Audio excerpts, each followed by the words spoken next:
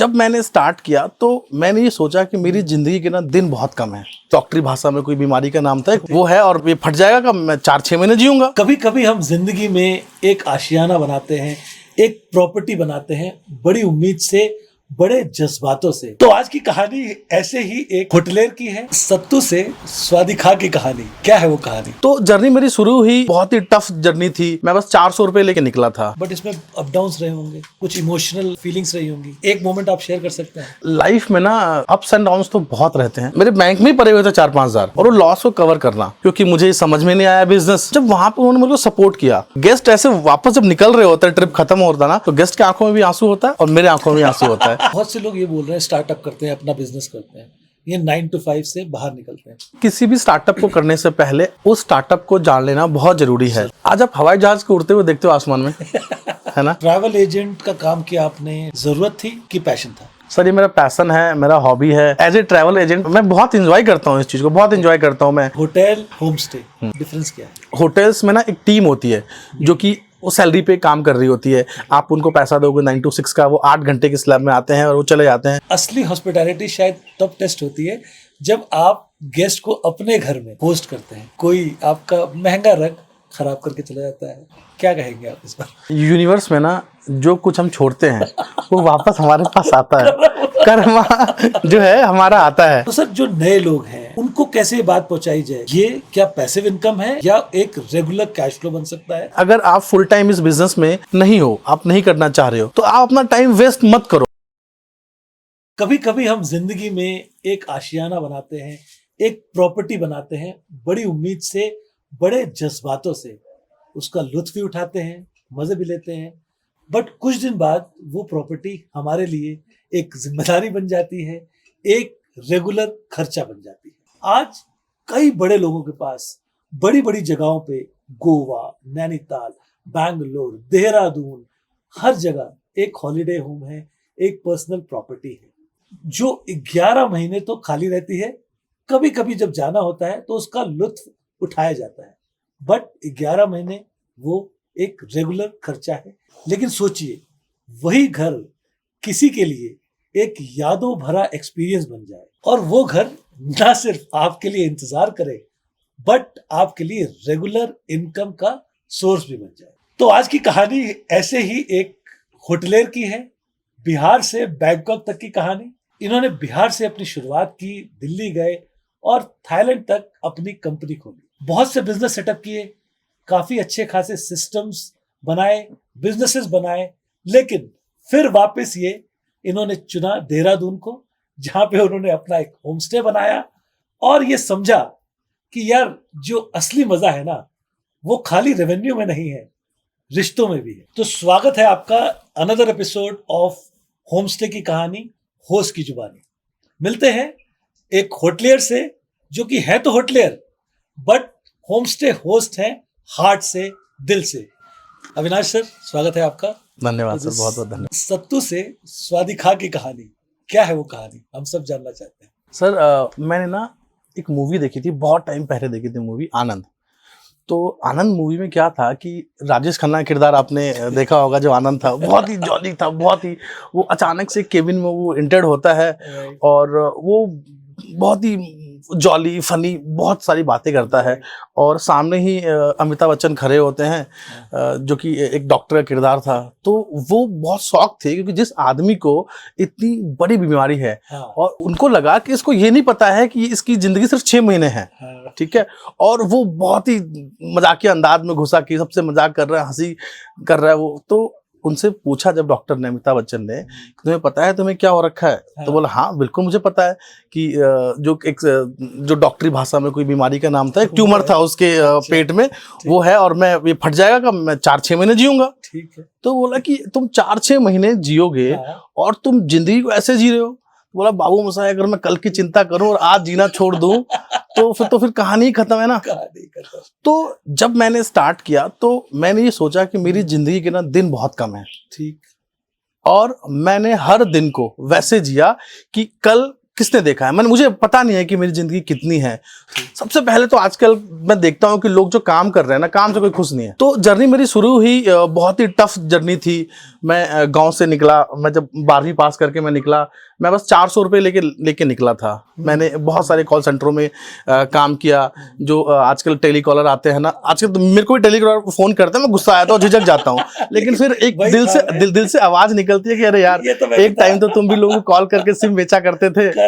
तो फिर उस टाइम मैंने 2 महीने काम किया, तो मुझे रियलाइज हुआ कि यहाँ जो है, यहाँ मेरी ग्रोथ नहीं है। फिर मैंने एक सीए फर्म ज्वाइन किया। फिर वहीं से मेरे को ये समझ में आया कि अगर आपको लाइफ में बड़ा करना है, आपको बड़ा बनना है, तो आपको ये 9 to 6 वाले जो माया जाल है ना, इससे आपको निकलना पड़ेगा। ये बहुत ही टफ था, बहुत टफ था ये 9 to 6 के माया जाल से निकलना। एक मिडिल क्लास फैमिली से मैं आता हूँ, और मुझे पता है कि मेरे आगे और पीछे ना, क्योंकि मेरे आगे ही बहुत सारे लोग खड़े हैं जो सोचते हैं कि ये यहाँ तक ना पहुंच जाए, और पीछे बहुत सारे लोग खड़े हैं जो इंतजार कर रहे हैं कि कब फेल होगा, फेल हो। तो वो दिमाग में जो स्ट्रेस इस लेवल का था, और घर से ऐसे निकल के आया था, पहली बार जब गांव से रोते हुए निकल के आया था कि अब तो मैं तभी आऊंगा जब मैं कुछ बन के आऊं। और मैं गांव जब मैं 6-7 साल बाद गया, तो मेरा अपना धंधा था, अपना बिजनेस था, मैं सेटल था।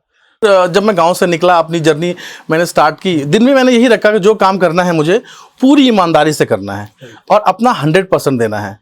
और चूंकि मुझे नए दोस्त बनाने में, मुझे नए लोगों से मिलने में बहुत शौक था, तो डेस्टिनी मुझे जब ट्रैवल बिजनेस में लेके आई, तो मैंने बड़े पैशन से किया। हर रोज नए लोग मिलते हैं, उन लोगों को कैटर करने का मौका मिलता है, उनको कितने अच्छे से अच्छे आप उनको खुश लो, क्योंकि एक मिडिल क्लास फैमिली ना पूरे साल पैसा जोड़ती है। हाँ, पूरे साल पैसा जोड़ती है, 100, 50, 200, 400, 500 करके, और वो साल में एक बार वो ट्रिप पे निकलते हैं। हाँ, तो जिस प्लानर के थ्रू वो ट्रिप पे जा रहे हैं ना, उस प्लानर का एक बहुत बड़ा रोल है, रिस्पॉन्सिबिलिटी है। और क्योंकि एक फैमिली ना एक सपने लेके आ रही है, वो आपके लिए ट्रिप हो सकता है, हाँ, लेकिन उनके लिए एक सपना है वो। बहुत बढ़िया बात। जी जी, बिल्कुल। तो बिल्कुल। जब मैंने देखा कि मैंने एक ट्रिप, 2 ट्रिप अच्छे हुए ना, जब गेस्ट ऐसे वापस जब निकल रहे होते हैं, ट्रिप खत्म होता ना, तो गेस्ट के आंखों में भी आंसू होता है और मेरे आंखों में आंसू होता है कि आपको हर रोज ऐसे लोग मिलते हैं कि बहुत प्यारे लोग मिलते हैं, आप जितने प्यार से उनके साथ रहते हो। राइट सर, ये बड़ी अच्छी जर्नी आपने बताई। 400 रुपए से आज अगर हम फिगर दें 40 करोड़ या जो भी आप रेवेन्यू करते होंगे, ये जर्नी आपने बड़े ही सरल तरीके से बता दी। बट इसमें अप डाउन्स रहे होंगे, कुछ इमोशनल फीलिंग्स रही होंगी, कुछ एक मोमेंट आप शेयर कर सकते हैं? देखो, लाइफ में ना अप्स एंड डाउन्स तो बहुत रहते हैं, ठीक है। और मेरे साथ ये पहला एक्सपीरियंस था कि मैंने पहला ग्रुप किया। राइट। पहला ग्रुप किया तो गोवा का ट्रिप था, और मुझे ना, मैंने काम तो स्टार्ट कर लिया, लेकिन मुझे ये नहीं पता डबल शेयरिंग क्या होती है, ट्रिपल शेयरिंग क्या होता है, मील प्लान क्या होता है, कि एपीआई मील प्लान क्या होता है। मुझे नहीं पता था कि ट्रिपल शेयरिंग अगर डबल में जाएगा तो रेट चेंज हो जाएंगे। तो आज भी जिनका ग्रुप किया था मैंने 12 साल पहले, आज भी हम साथ काम करते हैं, बहुत क्लोज है मेरे, वो बहुत क्लोज है, मेरे बड़े भाई की तरह है, गुरु की तरह है। तो वहां पे हुआ ऐसा कि मुझे ना लॉस हो गया, 25-30 हजार रुपए का लॉस था, और वो जो लॉस था मेरे लिए बहुत बड़ा अमाउंट था। मेरे बैंक में ही पड़े हुए थे 4-5 हजार, और वो लॉस को कवर करना। तो मैंने रैंडम उनसे पूछा कि सर मेरा ना ये लॉस हो गया है, तो मुझे पैसे चाहिए इतने। तो उन्होंने कुछ मेरे से पूछा ही नहीं, अपने एक सहयोगी को बोला कि इसको जो पैसे मांगता दे दे। तो उस दिन मुझे लगा कि यार आज के बाद ये काम मैं नहीं करने वाला ट्रैवल का, कि ये जो चीजें हैं ये खत्म हो गई हैं, क्योंकि मुझे समझ में नहीं आया बिजनेस। तो जब वहां पे उन्होंने मुझे सपोर्ट किया, तो वो जो सपोर्ट था, उस सपोर्ट के बाद जो मेरा मोरल वहां पे डाउन हो चुका था, मैं फिर से बूस्ट कर गया। फिर मैंने सीखा, सब कुछ को बारीकियों की सीखा, मैंने ग्राउंड पे जाना शुरू किया। आज भी मेरे जितने भी इवेंट होते हैं, जितने भी ट्रैवल होते हैं, मोस्टली जगह मैं ग्राउंड पे जाके देखता हूँ मैं सारी चीजें, और सब चीजों को बारीकी से देखता हूँ। और ट्रैवल के बिजनेस में क्या है कि आपकी कैलकुलेशन जितनी स्ट्रांग होगी, आपका जो प्रेडिक्शन है जितना अच्छा होगा, आप उतना अच्छा काम कर पाओगे। ट्रैवल का बिजनेस सिर्फ एक प्रॉफिट मेकिंग बिजनेस नहीं है। राइट। कोई कंपनी अपना इवेंट करने जा रही है, कोई कंपनी अपने लोगों को माइस पे लेने घुमाने के लेके जा रही है, कोई कंपनी इवेंट करने जा रही है, कोई माइस पे लोगों को घुमाने के लेके जा रही है। तो होता क्या है ना कि कंपनी के प्रोडक्ट, कंपनी के ब्रांड इमेज, सब कुछ उससे जुड़ा होता निर्भर है, करता है। एक आदमी से जुड़ा होता है, करेक्ट, जो कि एजेंट होता है, जो कि इवेंट कोऑर्डिनेटर होता है। अब उसकी एक गलती की वजह से उस कंपनी का लाखों करोड़ों का नुकसान और ब्रांड इमेज भी खराब हो सकता ब्रांड है। इमेज खराब है, बिल्कुल ठीक। तो सर बड़ी दो चीजें निकल के आई। आपने कहा कि कैलकुलेशन बड़ी स्ट्रांग होनी चाहिए, प्रेडिक्शन बड़ी स्ट्रांग होनी चाहिए। कैसे होती है ये स्ट्रांग? कैलकुलेशन आपकी, आप सपोज किसी डेस्टिनेशन पे आप जा रहे हो किसी को लेके, तो आपका जो आइटनरी है ना, वो आइटनरी के आप मास्टर होने चाहिए। आपको पता है कि मेरा ब्रेकफास्ट कैसे है, लंच कैसे है, डिनर कैसे है, फिर एक्टिविटी क्या क्या है। फिर अगर आप बड़े बड़े मूवमेंट करते हो तो आपका ना एक ट्रांसफर भी आपका लॉस लगा सकता है। हाँ। कि आपने वो ट्रांसफर का कैलकुलेशन ही नहीं किया और बाद में ना आपको पता चला कि कैलकुलेशन बीच में आ गया, बीच में आ गया। तो वो एक छोटी छोटी चीजें ना आप जब देखोगे आपके बुक्स में बड़ा सा लॉस क्रिएट कर सकती है। Correct. That means somebody who's operating this business should actually first experience this on his own. तो एक बार आप ट्रैवल कर चुके हैं अगर, या अगर मैं होमस्टे की बात करूं, आप होमस्टे में रह के फील लेके, तो आई थिंक आपको बेटर एक्सपीरियंस हो जाता है। क्या रहा है?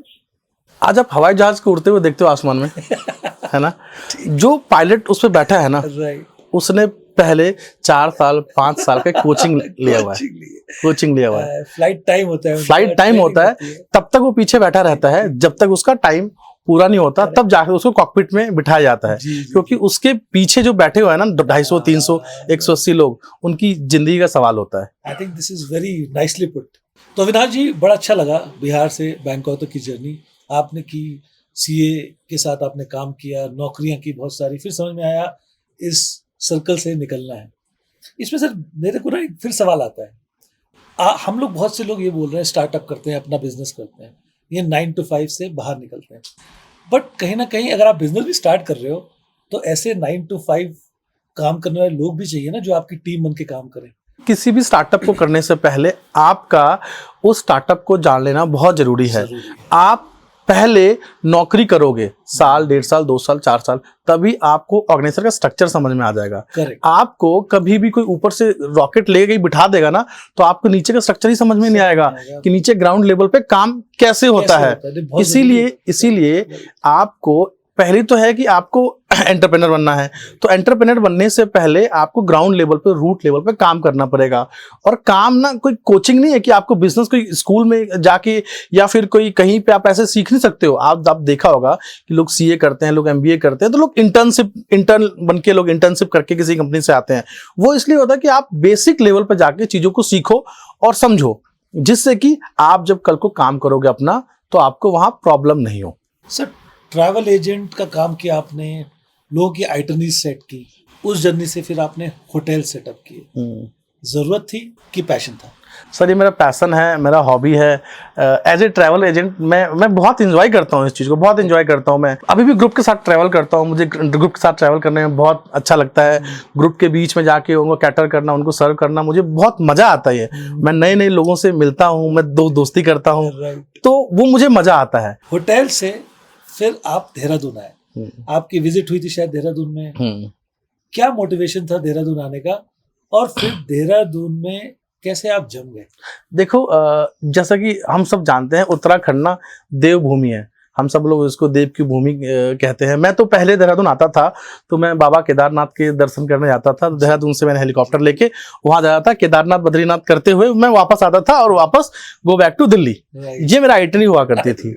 तो पिछले साल भर पहले जब मैं यहाँ पे आया, और एक और खास बात है देहरादून की, कि जो लोग यहाँ पे आते हैं ना, देहरादून जो लोग आते हैं वो यहाँ बस जाते हैं, ये वन वे है। आप हाँ, ये यहाँ से ना कोई बच के निकल नहीं सकता। आप देख लो, हमारे आपने SAS ग्रुप का नाम सुना होगा, तो SAS ग्रुप के जो सीनियर है SK सिन्हा साहब हैं। अच्छा। तो वो बड़े सिन्हा साहब हैं, तो वो भी देहरादून रहते हैं। अच्छा। और मैं बिहार से हूँ, वो भी पटना से हैं। अच्छा। इतना बड़ा बिजनेस अंपायर है उनका, फिर भी देहरादून रह रहे हैं वो। तो देहरादून में एक बात तो है कि जो यहाँ पे आता है वो यहाँ पे बस जाता है। तो हुआ ये कि मैं साल में हर साल आता था। तो मोस्टली टाइम जब हम लोग ट्रैवल करते थे केदारनाथ बद्रीनाथ का, तो सितंबर अक्टूबर का टाइम होता था और वो शादियों का सीजन होता था। तो किसी भी होटल में जाओ, क्योंकि हम लोग 5-6 लोग ट्रैवल करते करते थे, किसी भी होटल में जाओ, कभी साय का डेट है, कहीं अच्छे होटल सोल्ड आउट, क्योंकि देहरादून ऐसा शहर है जहाँ पे मैंने सबसे हाई ROI होटल्स के रेट देखे मैंने। यहाँ के जो रेट हैं वो एज कंपेयर टू इंडिया के अदर प्लेसेस ना, बैंगलोर के बाद देहरादून को मैंने देखा जिसके होटल के प्राइसेस इतने ऊपर हैं, आपको 5 स्टार होटल 9,500 10,000 से अच्छा कमरा मिलेगा ही नहीं मिलेगा। और मोस्टली टाइम ये सोल्ड आउट होते हैं, क्योंकि ये गेटवे ऑफ गढ़वाल है। तो यहाँ से जो जर्नी शुरू होती है ना, तो सब लोग चाहते हैं कि एक जब कोई भी दिल्ली से, कलकत्ता से, मुंबई से जब भी कोई आ रहा है तो पहले वो यहाँ के होल्ड करता है, तो सिटी हमेशा सोल्ड आउट मिलती है। तो फिर हमने सोचा कि ठीक है, क्यों ना अपना एक घर बना लिया जाए यहाँ पे, जिससे कि ये प्रॉब्लम जो है वो एक बार को खत्म हो जाए। और वो प्रॉब्लम तो खत्म हो गई, एक नई प्रॉब्लम शुरू ये हो गई कि उस टाइम में हमने इतना ध्यान नहीं दिया कि जो मंथली का जो फिक्स खर्चा है 70 से 80 हजार का, वो मेरे ऊपर आने लगेगा। ठीक है, तो हाँ, तो सर वो मंथली खर्चा आपको भी भारी पड़ने लग गया। आप अफोर्ड तो कर सकते हैं, बट ये भारी कैसे पड़ जाता है? सर देखो, चाहे आदमी के जेब में ना कितना भी पैसा क्यों ना हो, लेकिन जो अननेसेसरी के जो एक्सपेंसेस है ना, वो दिल पे लगने लगता है एक टाइम के बाद आके। तो वो आदमी चाहता है कि यार ये जो वेस्टेज ऑफ मनी है ना, क्योंकि आज कोई भी आदमी बड़ा बनता है ना, तो आपको अपने वेस्टेजेस पे, अपने लीकेजेस पे बहुत ध्यान देना होता है। मनी, हाँ, आपको ठीक है, मनी तो सेव करने से कभी मनी पैसा बचा नहीं है, पैसा तो कमाने से बना है। ठीक है, लेकिन आपका खर्चा ना, आपकी जहां जरूरत है वहां खर्च करो। मैं साल में अगर 5 दिन 7 दिन के स्टे के लिए आता हूं और मैं यहाँ पे मैं आके 4 से 5 लाख रुपए का अपना मेंटेनेंस पे कर देता हूं, तो ये कभी कोई समझदारी वाली बात नहीं है। जबकि मैं इसको अच्छे से किसी कंसल्टेंट के थ्रू, या जो लोग जानने वाले हैं, जो नॉलेज रखते हैं, उनके थ्रू अगर मैं काम करूं, एयरबीएनबी उनको दूं मैं चलाने के लिए, होस्ट करने के, तो वो अच्छा कर सकते हैं। मेरी प्रॉपर्टी का ध्यान भी रखेंगे। मैं अगर साल में एक बार आ रहा हूं तो मेरी प्रॉपर्टी डैमेज भी उतनी होती है, उसमें धूल मिट्टी पानी AC पंखा सब कुछ आपको 1 साल बाद आपको फिर से उसको रिपेयर मेंटेनेंस कराओ, प्रॉपर कराओ। लेकिन लोग अगर आते जाते रहते हैं ना, तो वो चीज ना आपकी मेंटेन रहती है। बहुत सारे लोग बोलते हैं, समझते हैं कि अगर लोग आके रहेंगे तो खराब होता है। एक्चुअली उल्टा है। एक्चुअली उल्टा है। आपको खराब क्या होता है? आपके खराब होते हैं लेनिन, आपके खराब होते हैं सोफे के गद्दे चादर, यही सब तो खराब होता है, जो कि 50,000 कॉस्ट में आप नया लेके आया तो फिर से। सर ये जर्नी आपने ये बड़ी अच्छी बात उठाई कि वो खर्चा पिंच हुआ, होटल से एयरबीएनबी की जर्नी कैसे दिमाग में आया? ऑफ कोर्स आपने बताया कि खर्चा एक पॉइंट था, बट फिर भी आदमी को इनहिबिशंस होते हैं यार, अपना घर किसी बाहर वाले के लिए कैसे खोल दूं? बड़ी मेहनत से बनाया गया है, एक एक चीज मैंने बड़ी जिम्मेदारी से, बड़े शौक से रखी है, वो जर्नी। सर मैं एक बहुत टाइम पहले मैं कुमाऊं रीजन में मुक्तेश्वर गया हुआ था। मैं मुक्तेश्वर में बिल्कुल एक ऑफबीट लोकेशन पे एक मैं एयरबीएनबी में रुका, एक होम स्टे टाइप था वो, तो उनके यहाँ मैं रुका और जो उनकी खातिरदारी देखी, प्यार देखा उनका, और जाते वक्त ना जो मेरे दिल में उनके लिए रिस्पेक्ट थी और जो मेरे कनेक्शंस बने उनके साथ, तो मुझे ये लगा कि मेरी लाइफ में ना ये एक पार्ट जो है वो मिसिंग है कि मैं किसी को खुद होस्ट करूं, खुद अभी क्या है कि पूरी टीम काम करती है, मैं भी ग्राउंड पे आता हूं, देख के आता हूं, लेकिन जो पर्सनल फैमिली का जो टच मिलता है, जो कनेक्शन मिलता है ना, आप जब अभी तो एयरबीएनबी का काम देखते हैं तो आपको समझ में होगा कि जब आदमी किसी से मिलता है और हम 2 दिन साथ रहते हैं, बातचीत होती है, तो वो एक अंदर से ना कनेक्शन बिल्ट होता है। तो मैंने सोचा कि ठीक है, इंडिया में जो है और शहरों में अपने ऐसे घर बनाऊंगा और किसी एक्सपर्ट के थ्रू उसको चलवाऊंगा और रिटायरमेंट के बाद जाके जो है खुद उनको होस्ट करूंगा, अपने हाथों से खाना खिलाऊंगा। और क्योंकि जिंदगी का मजा तो वही है कि आप जितने ज्यादा दोस्त बनाएं, जितने ज्यादा कनेक्शंस बनाएं। तो sir hotel home stay difference क्या है? बहुत बड़ा डिफरेंस है इसके बीच में, क्योंकि होटल्स में ना एक टीम होती है जो कि वो सैलरी पे काम कर रही होती है। आप उनको पैसा दोगे 9 to 6 का, वो 8 घंटे के स्लैब में आते हैं और वो चले जाते हैं। सबके एक डूज एंड डोंट्स होते हैं कि ये करना है, ये नहीं करना, ये करना है, ये नहीं करना। आप जब किसी होम स्टे पे जाते हो या फिर आप किसी ऐसे घर में जाते हो जहाँ पे कोई होस्ट उसको रन कर रहा है या फिर कुछ प्रोफेशनल लोग ऐसे रन कर रहे हैं, तो होटल जो है एक लार्जर स्केल पे है। और जो ये जो एयरबीएनबी का, जो होम स्टे का जो सेगमेंट है, ये सेगमेंट ही बिल्कुल डिफरेंट है।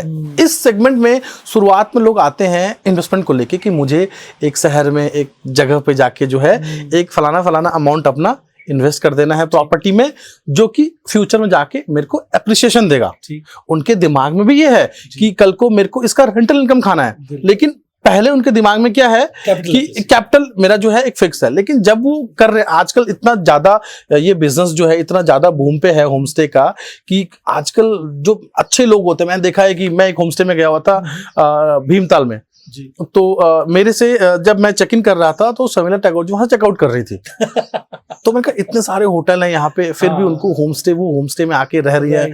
तो उनके जो होस्ट थे वो कह रहे थे कि वहां पे सेलिब्रिटीज आते रहते हैं, तो ये जो होता है कि वो लोग चाहते हैं एक पर्सनल टच मिले, एक फैमिली वाला माहौल मिले। होटल में बहुत सारे लोग जाते हैं, बड़े बड़े लोग जाते हैं, भीड़ लगी है, कैमरे लगे हैं, तो वो उनकी जो प्राइवेसी खत्म हो जाती है। तो ये जो आजकल एक प्राइवेसी वाला जो चीज है वो भी मैटर करता है कि होमस्टे को लेके आप जाके आप रहो, अपनी प्राइवेसी को एंजॉय करो, सुकून से जिंदगी जियो आप वहां पे जाके। तो ये बहुत मैटर करता है होटल्स में और होमस्टे में, ये दोनों को बिल्कुल अलग करता है। सर, आपको एक्सपीरियंस है होटल चलाने का, होमस्टे भी अब आप देहरादून में ऑपरेट कर रहे हैं, क्या फर्क है सर लीगैलिटीज के संदर्भ में या कैपेक्स जो हम इन्वेस्टमेंट कर रहे हैं उसके संदर्भ में, आरओआई के संदर्भ में? बहुत कुछ अपना टाइम भी इन्वेस्ट कर रहे हैं, क्या डिफरेंस है? सर सबसे पहले तो जब हम कोई होटल बनाना स्टार्ट करते हैं तो आप आज छोटे से छोटा होटल बनाओगे, 25 से 30 कमरों का भी होटल अगर आप बनाओगे, तो सपोज करो कि आपने एक 34, 35, 40 कमरों का एक होटल बनाया। ये होटल बनाते बनाते आपके खर्च हो जाते हैं 5 से 7 करोड़ रुपए खर्च हो जाते हैं आराम से। और 34-35 कमरों का जो होटल है, आपको मंथली मैक्स अगर आपको revenue net profit after tax अगर आपको बात करें तो वो छोड़ के जाएगा आपको 7 से 8 लाख रुपए, 6 से 8 लाख रुपए के बीच में उसका मंथली रहेगा। उसमें भी उसके ऑप्शन भी आते रहेंगे, जाते रहेंगे। तो एक तो आपका बड़ा अमाउंट चाहिए होटल को चलाने के लिए, और एंट्री बहुत बड़ा है, उसमें लीगलिटीज भी चाहिए आपको, अलग अलग परमिशंस चाहिए, होटल्स के परमिशन चाहिए, मतलब बहुत सारी लीगल, हर स्टेट के हिसाब से तो फॉर्मेलिटीज बदलती रहती हैं। लेकिन आपकी एक लंबी चौड़ी लिस्ट है जो कि आपको गवर्नमेंट से, अलग अलग एजेंसियों से आपको अप्रूवल लेना पड़ेगा। और जो होमस्टे बनाते हैं हम, एक छोटे से अमाउंट में आदमी 50 लाख, 60 लाख, 70 लाख में एक होमस्टे बना लेता है अपना।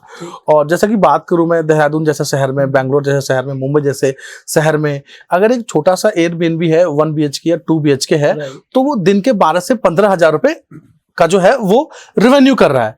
तो सपोज आपने महीने में 20 दिन भी किया और 10,000 का भी आपका एक रेवेन्यू आया, तो आपने महीने में 2 लाख कमाए। राइट, महीने में 2 लाख कमाए, जहाँ के वहाँ 34 कमरों में जाके इतना बड़ा हेडेक लेके फिर आप 7 से 8 लाख कमा रहे हो। तो अगर आप इंडिया में कोई भी अच्छे शहर में, अगर आप टायर 2 सिटी में भी आप अगर आते हो, सपोज कि देहरादून, नैनीताल, भीमताल, इन जगहों पे भी आपने 70-80 लाख, 1 करोड़ में कोई एयरबीएनबी या होमस्टे अपना एक बनाया है, तो ये जो होमस्टे है आपका एक अच्छा रेवेन्यू जनरेशन का फॉर्मूला बन सकता है। सर ये फिगर जो आपने बताई 2 लाख रुपए महीना एक 2 BHK से या एक 3 BHK से, ये फिगर्स क्या एक्चुअली प्रैक्टिकल हैं? और इन फिगर्स में कुछ ओपेक्स तो भी लगता होगा, क्योंकि सारा तो सेव नहीं होगा, कुछ खर्चे होंगे, कुछ आपके ओपेक्स रेगुलर जाएगी।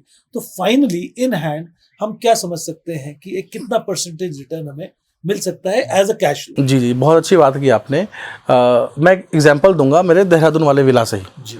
तो जब मैं चला रहा था तो मैं उसको रन नहीं कर पाया। मैंने एक बढ़िया कंपनी है, प्रोफेशनल लोग हैं, मैंने उनको चलाने के लिए दिया। तो जब चलाने के लिए मैंने दिया तो मैंने पहले ही मंथ में मैंने पाया कि मेरी जो रेवेन्यू थी वो मेरी 2 से 2.5 लाख के बीच की थी, और जो मेरा खर्चा था 30-35 हज़ार की मेरी सैलरी वहां पे जा रही थी, और 15-1 हज़ार का मेरा बिजली का बिल था। तो ओवरऑल मेरा खर्चा 55-60 हज़ार रुपये का मेरा खर्चा फिक्स था। और मैंने जो पहले महीने जो रेवेन्यू की थी वो 2 लाख से 2.5 लाख के बीच में मैंने रेवेन्यू की थी। तो पहले ही मंथ जब आप किसी को दे रहे हो, उसी टाइम पे आपको इतने अच्छे रिटर्न आने लगे, तो जब वो टाइम निकलेगा, जब आपके होमस्टे को लोग जानेंगे, पॉपुलैरिटी होगी, ब्रांडिंग होगी, तो ये फिगर और भी आगे जाएगा। बहुत सारे ऐसे होमस्टे मैं देखता हूँ, मैं देहरादून की अगर बात करूँ तो यहाँ बहुत सारे देखता हूँ मैं कि बहुत सारे होमस्टे ऐसे हैं जहाँ पे वेटिंग है 2-2 महीनों की, 3-3 महीनों की वेटिंग है। क्यों? क्योंकि गेस्ट वहाँ पे आ रहे हैं। अब उसकी माउथ पब्लिसिटी ऐसी है। अब एक फैमिली आई मेरे पास, उनसे बहुत अच्छा लगा हमारा व्यवहार, नेचर, तो जाके ना सबको बता रही है। आज भी इंडिया में जो मार्केटिंग है ऐसी चलती है, वर्ड ऑफ माउथ चलती है। वो जाके बताते हैं कि मैं तो देहरादून रह के आया, इनके विला पे रह के आया, बहुत खूबसूरत जगह है, बहुत ये है। तो जब वो मार्केट में बताते हैं फिर उनके लोग जाते हैं, फिर ये जो सिस्टम इकोसिस्टम जनरेट होता है ना एक टाइम बाद जाके, तो तब हमें समझ में आता है कि ये फिगर कहाँ पहुंचती है और कहाँ पहुंच सकती है। सर, तो आपने हम सबको बहुत मोटिवेट किया कि भाई एयरबीएनबी होम स्टे बिजनेस एक अच्छा ऑप्शन है किसी के लिए भी। ऑफ कोर्स उसके लिए कोचिंग अवेलेबल है, आप एक्सपर्ट एडवाइस या खुद भी चला सकते हैं। बट सर, हॉस्पिटैलिटी की हम बात तो कर रहे हैं, बट असली हॉस्पिटैलिटी शायद तब टेस्ट होती है जब आप गेस्ट को अपने घर में होस्ट करते हैं। होता क्या है, कोई आपका महंगा रग खराब करके चला जाता है। क्या कहेंगे आप इस बार? सर मैंने कहीं पे पढ़ा था अभी कि यूनिवर्स में ना जो कुछ हम छोड़ते हैं वो वापस हमारे पास आता है। कर्मा जो है हमारा आता है। तो जब ऐसा होता है तो हमें खुद उस जगह पर जाके रियलाइज करना चाहिए कि लास्ट टाइम किस होम स्टे में गया था और वो मैंने किस कंडीशन में छोड़ के आया था, मैंने कितना बेडशीट गंदा किया, मैंने टॉवल से जूते पूछे अपने ठीक है। तो वो तो मैंने बताया ना कि नेचर तो हमसे लेगी जो हमने थ्रो किया। हम जब ऊपर आकाश में बॉल फेंकते हैं, अगर हम कॉस्को फेंकेंगे तो कॉस्को जाएगी, वो जाके फुटबॉल बन के नहीं आएगी, ठीक है। तो और जितना मैंने जितने जोर से फेंका ना आएगी तो तेज आएगी, वो तेज आएगी वो। तो जो हमने थ्रो किया वो मिलेगा। और फैक्ट तो ये है कि हॉस्पिटैलिटी में ना कोई भी आदमी अगर हॉस्पिटैलिटी में एंटर कर रहा है तो उसका जो पेशेंस लेवल है ना बहुत अच्छा होना चाहिए। हॉस्पिटैलिटी में पेशेंस का बहुत बड़ा रोल है। आप भी सोचो, जब आप कभी बाहर जाते थे तो क्या करते थे? यही करते थे। तो पेशेंस बहुत जरूरी है। अगर जो कोई भी लोग हॉस्पिटैलिटी में एंटर कर रहे हैं तो उनके लिए पेशेंस बहुत जरूरी है। आप जितना ठंडा रहोगे ना, आप किसी को ये नहीं बोल सकते आपने चादर पे खाना गिरा दिया तो आपको ये जो है आपने डैमेज कर दिया, हमारा नुकसान होगा। आप ऐसे बात नहीं कर सकते। आपको हमेशा मुस्कुरा के बात करनी पड़ेगी सर। कोई बात ठीक है। यहाँ मुझे एक क्लियर पिक्चर आ रही है कि जो एक सक्सेसफुल बिजनेस एंटरप्रेन्योर है उसे जरूरत नहीं है हर चीज जानने की। आई थिंक उसे जरूरत है टीम बनाने की। और टीम बनने के लिए ऑफ कोर्स आपको ग्राउंड अप कुछ ह्यूमन एलिमेंट्स की जानकारी होनी चाहिए। क्या है वो ह्यूमन एलिमेंट्स जो आपको लगता है एक सक्सेसफुल एंटरप्रेन्योर बनाते हैं, किसी भी फील्ड में हम बात करें? सर एज ए बिजनेसमैन मैंने देखा बहुत सारे लोग, पहले भी मैंने बताया कि ये जो बिजनेस में आते हैं ना, बहुत सारे लोग या तो वो आते हैं कि इसको मुझे प्राइमरी अपना बिजनेस बनाना है। जो प्राइमरी बिजनेस बनाना चाह रहे हैं वो तो अच्छे से सीखें इसको, साल 1.5 साल की कोचिंग लें, किसी को होस्ट के अंदर में जाके जो है किसी को होस्ट बना के सीखे वो। और जो दूसरे जो बिजनेसमैन है जो इन्वेस्टमेंट पर्पज से कर रहे हैं, मैं तो उनको बोलूंगा कि आप जो है आगे अपना अगला होमस्टे जोड़ने पे ही फोकस करें, पैसा कमाओ, बिजनेस में जोड़ो। और जो करेक्ट लोग हैं उनको दो, वो एक परसेंटेज पे अपना फिक्स करेंगे, वो अपना काम बिजनेस संभालेंगे। आप तो फोकस करो कि मैं अगला एयरबीएनबी कब जोड़ के इसको दे दूं। तो सर, जो नए लोग हैं उनको कैसे ये बात पहुंचाई जाए? पहली बात, ये क्या पैसिव इनकम है या एक रेगुलर कैश फ्लो बन सकता है?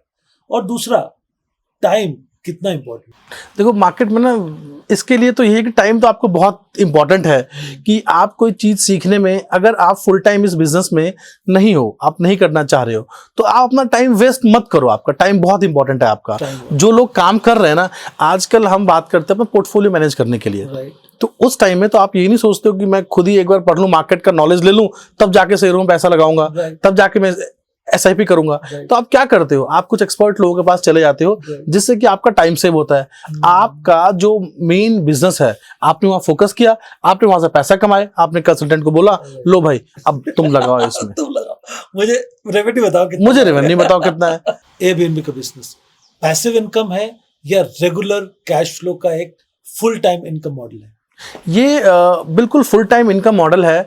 मैं तो देख रहा हूँ बहुत सारे लोग ऐसे हैं कि अब उन्होंने वो कहीं बैंगलोर में, कहीं मुंबई में, कहीं पे वो ना जॉब कर रहे थे, उन्होंने 2 से 3 अपने बनाए और बढ़िया से सीखा उन्होंने, और आज जितनी उनकी वहाँ पे अर्निंग नहीं थी वो यहाँ पे बेटर इनकम यहाँ पे कर रहे हैं। तो इसमें क्या है कि अपॉर्चुनिटीज बहुत ज़्यादा हैं और मार्केट ना अभी ये कवर कर नहीं पाया है। हम ये कह रहे हैं अपॉर्चुनिटी बहुत है, लेकिन एक बात और आपने देखी है, इंडिया में हम लोग बहुत फास्ट मूव करते हैं। कोई अपॉर्चुनिटी आती है उसको ग्रैब करने की कोशिश करते हैं। क्यों? क्योंकि भैया हमें हमारी एक वो है कि यार ग्रो करना है। तो जब अपॉर्चुनिटी अच्छी है, लोग इसके बारे में जान रहे हैं, तो नेचुरली बहुत सारे लोग जंप होंगे। देयर बी मतलब फ्यूचर में जो डिमांड एंड सप्लाई की आज एक ट्वीक है जिसके कारण अच्छा रेवेन्यू बनता है, क्या वो आपको लगता है फ्यूचर में कम हो जाएगा, सप्लाई बढ़ जाएगी एज कम्पेयर टू डिमांड, और फिर ये बिजनेस शायद इतना लुक्रेटिव ना रहे? नहीं, ये तो कहने वाली बातें हैं। मैंने बताया 150 करोड़ की जनता है हमारे यहाँ पे। 150 करोड़ की जनता को कैटर करने के लिए ना, आज चाइना भी इंडिया की तरफ देख रहा है, आज यूएस भी इंडिया की तरफ देख रहा है। जितनी भी इकोनॉमिकली जितनी भी स्ट्रांग कंट्री हैं, सबकी नजर इंडिया के मार्केट पे है। क्यों? क्योंकि इंडिया के पास पॉपुलेशन ही इतना है। 150 करोड़ जनता को क्या आपकी अगली 5 पुश्ते भी ना कमाए खाएंगी, कंजम्पशन करेंगे ना, तब भी ये बिजनेस खत्म नहीं होने वाला। हमारे पास रिसोर्स ही कहाँ है, इंफ्रास्ट्रक्चर ही कहाँ है? गिने चुने तो हमारे पास शहर हैं। हमारे पास जो है अभी भी 65-70% जो लैंड है वो पूरा ओपन पड़ा हुआ है। तो स्कोप यहाँ पे अनलिमिटेड है। आज अगर आप शुरू करोगे और आपने अच्छे से बिजनेस को चलाया तो आपकी 2-3 पुश्तें मौज करेंगे इसमें, नो डाउट। स्कोप कभी खत्म नहीं होगा। स्कोप, आपने कहा सिटीज लिमिटेड है भाई। हम देखते हैं एयरबीएनबी, तो हम जैसे एयरबीएनबी दिमाग में आता है एक नए लोगों के लिए, तो हम सोचते हैं गोवा, नैनीताल, देहरादून, बैंगलोर, कुछ बड़े बड़े शहर, मुंबई, पुणे हो गया। बट इंडिया में तो बहुत सारी टियर 2, टियर 3 सिटीज हैं। आज अयोध्या है, बनारस तो खैर अपने आप में बहुत बड़ा टूरिज्म डेस्टिनेशन है, और ऐसी बहुत सी सिटीज हैं, टाउन्स हैं। क्या एयरबीएनबी का मॉडल वहां पे रेलेवेंट है? बिल्कुल है। मैं तो कई बार मैं अपने गांव की तरफ गया हूँ। मैं बेसिकली मधुबनी बिहार से हूँ, तो मैंने ढूंढने की कोशिश की कि क्या इस जगह पे भी एयरबीएनबी अवेलेबल है क्या, और मैं शौक होके वहां भी है। हाँ, अच्छा जी, एक दो एयरबीएनबी है, और वो मार्केट इतना ओपन है, लोग चाहते हैं। अब सपोज करिए कि मेरे यहाँ पे कोई फंक्शन है और मेरे ही गांव में अगर 10 परिवार हैं, माइग्रेट होके बाहर चले गए हैं, उनका घर खाली पड़ा है। हाँ, उनका परिवार माइग्रेट होके बाहर चले गए, घर खाली पड़ा हुआ, जंग लगा हुआ, खंडर बन गया है। अगर वहां पे एक केयर टेकर को लगाएं वो, और अपने उसको होम स्टे भी बना दें। आज गांव में आपको पता ही, हमारे यहाँ लगन शादी ये वो कितना बहुत होती है, हेवी होता है। आज रूम्स की जरूरत पड़ती है, और लोग ना इतने कैपेबल नहीं है कि अगर मैं गांव में हूँ, मैं गांव में हूँ तो मधुबनी में जाके होटल करूँ। तो आप ठीक है, आप अपने गांव में भी अगर ये सिस्टम चालू करते हैं ना, मैं तो कहता हूँ रिमोट एरिया में भी आप जाओगे ना, और अपने घर को अगर आपने, अब ठीक है 4 कमरे, 1 कमरा आप चलाओ एयरबीएनबी पे, तो आपको ना आपका घर भी लाइव रहेगा, सुंदर दिखेगा, खंडहर नहीं बनेगा, लोग आते आते रहेंगे। ठीक है, और फिर आप वहां पे कर सकते हो। तो सर आपने बड़ी अच्छी बात कही, अवेयरनेस, एयरबीएनबी की अवेयरनेस कैसे फैलानी है। तो ठीक है, हम बड़े शहरों में हैं, आप पढ़े लिखे हैं, आप घूमे हैं, दुनिया घूमे हैं, तब जाके आपको 4 साल पहले कुछ एयरबीएनबी करके कुछ सुनाई दिया था, और आज आप पिछले 1.5 साल से यूज भी कर रहे हैं और फिर होस्ट भी बन गए। गाँव है, आप कहते हैं 60% हमारी जनता आज भी विलेज में रहती है। एनजीओ आप जो चलाते हैं सर, वो उसमें आप क्या चीजें करते हैं, मतलब What was the idea behind this NGO? Sir, जब मैं गांव से आया था तो मेरे लिए सबसे चैलेंजिंग क्या था कि आप समझ रहे हैं कि बिहार में कुछ पिछले कुछ टाइमों से ना एक एजुकेशन का जो स्ट्रक्चर था बहुत ही ज़्यादा गर्त में जा रहा था। जब मैं दिल्ली आया तो मैंने बहुत सारे चैलेंजेस फेस किए कि मेरा पब्लिक स्पीकिंग इतना अच्छा नहीं था, मेरे को कंप्यूटर इतना अच्छा नहीं आता था, और भी बहुत सारी चीज़ें थी। तो जब मैं आया, जब मैं सेटल्ड हो गया, एस्टेब्लिश्ड हो गया, जब मैंने गांव जाना शुरू किया, तो मैंने देखा अभी भी लोग वही चैलेंजेस फेस कर रहे हैं। क्योंकि मैं एक छोटे से गांव से आया हूं, और मैं आज कुछ भी हूं, मेरी उसी मिट्टी के बदौलत मैं यहाँ तक आया हूं। तो मैंने सोचा कि मुझे कुछ ना कुछ अब जाके वापस देना चाहिए उनको। तो मैंने अपनी एक एनजीओ बनाई, द सूर्या फाउंडेशन। इस फाउंडेशन की मदद से मैंने लोगों को फ्री में कंप्यूटर, फ्री में मिथिला पेंटिंग क्लासेस और फ्री में इंग्लिश स्पीकिंग की क्लासेस देना स्टार्ट किया। तो ये तो रही जर्नी की, मैंने उनको एजुकेट करना है जिससे कि वो दिल्ली, मुंबई, बैंगलोर जैसे शहरों में काम कर सकें। लेकिन जब मैं ये सोच रहा था तो मैंने कहा काम तो वो वहां रह के भी कर सकते हैं। यही बात, काम जब भी काम के लिए जा रहे हैं तो वहां रह के ही करें। आज बिहार में सबसे बड़ी प्रॉब्लम है माइग्रेशन की। अब इतना बड़ा मार्केट है बिहार का, लेकिन बिहार में लोग माइग्रेट तो हो गए हैं, लेकिन बिहार के लोगों की एक बहुत बड़ी खूबी भी है, ये अपने रूट से जुड़े हुए हैं, जुड़े रहते हैं सर। ये जिंदगी भर अपने रूट से जुड़े हुए हैं। कोई भी फंक्शन होगी, शादी होगी, विवाह होगा, मुंडन होगा, जनेऊ होगा, उपनयन होगा, ये सब वहां जाएंगे। बिल्कुल बिल्कुल। और जब इतनी जनता जब वहां पहुंचेगी जी, तो उनके लिए तो इंफ्रास्ट्रक्चर तो है ही नहीं। है ही नहीं। अब मैं बच्चों को अपने एनजीओ से ये अवेयर करूंगा, अवेयरनेस कैंपेन भी चलाऊंगा कि कैसे वो अपने गांव में होम स्टे और एयरबीएनबी को बिजनेस के मॉडल को चालू करें। बहुत बढ़िया स्टेप है। जब वो इस बिजनेस में आएंगे, आज गांव के गांव खाली पड़े हुए हैं और उसी गांव में शादी ब्याह का फंक्शन होता है तो लोगों को घर नहीं मिलता, एक एक घर में 50-50, 60-60 लोग रह रहे होते हैं। यही अगर गांव में मॉडल ये हो जाए, बच्चे हमारे सीख जाएं, अवेयर हो जाएं कि ये ऑनलाइन वाला बिजनेस, एयरबीएनबी होम स्टे का बिजनेस कैसे ऑनलाइन करें, कैसे मार्केट करें, तो बच्चे जो है अपना वहीं बिहार में रह के रेवेन्यू जनरेट करेंगे। और जो लोगों को सिखा के बाहर भेजना पड़ता है मुझे, अब उनको सिखा के वहीं अवेयर करूंगा। तुम यहीं रहो और अपने ही बिहार को आगे बढ़ाओ। सर बड़ा सही लगा ये, अभी बैठे बैठे आपने ये सोच लिया, कितना अच्छी अपॉर्चुनिटी आपने रियलाइज की, एक रिवर्स माइग्रेशन। तो सर ये तो वही बात होगी, मुझे वो गाना याद आ रहा है, आइए ना अपने बिहार, हमारा बिहार में, हमारा बिहार में। तो भाई आप भी जाइए बिहार। ये अविनाश जी की जर्नी है, बिहार से निकले, बैंकॉक तक गए और अब आपको हमारे बिहार में बुलाने की कोशिश कर रहे हैं। तो ये हमने देखा, एक इंसान, वो औरत हो, आदमी हो, कोई भी हो, अगर जज्बा ठीक है, गाइडेंस अच्छा है, कोचिंग मेंटोरशिप अच्छी है और सबसे बड़ी बात ये समझ है कि हाँ भाई मुझे यहाँ पे किसी टीम की जरूरत है, किसी सहायता की जरूरत है, किसी सर्विस की जरूरत है या किसी मेंटोर की जरूरत है, अगर ये क्लैरिटी हमें आ जाती है तो फिर बहुत इंफॉर्मेशन, बहुत सर्विसेज, बहुत सी आज की डेट में चीजें अवेलेबल हैं, भले ही वो इंटरनेट पे हो, भले ही ह्यूमन की तरह हो या जैसे भी हो।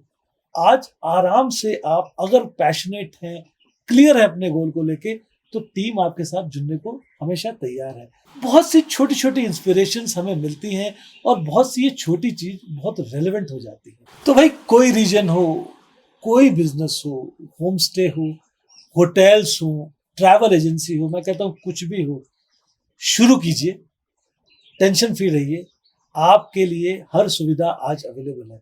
तो करना क्या है, शुरू करना है और हमें इजाजत दें।